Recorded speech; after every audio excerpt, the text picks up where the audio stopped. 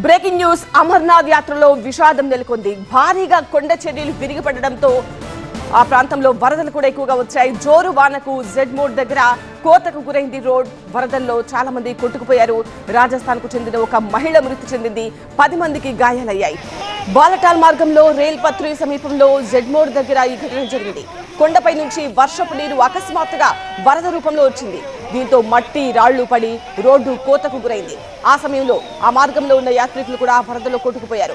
గాయపడ్డ వారిలో రాజస్థాన్ కు చెందిన సోనాబాయి అనే మహిళ అపస్మారక స్థితిలోకి వెళ్ళింది. ఆసుపత్రికి తరలించే లోపే ఆమె చనిపోయింది.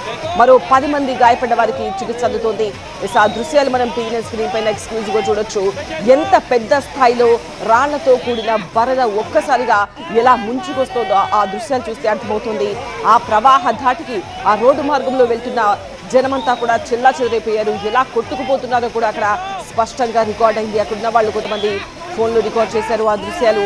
అలా చాలా మంది ఆ భీకర వరదలో కొట్టుకుపోయారు. మామూలు వరద అయితే కొంచెం వాళ్ళు ఈదుకుంటూ పక్కకు వచ్చేయడమో ఏదో ఒకలాగా వాళ్ళు ప్రాణాలు కాపాడుకునే వాళ్ళు.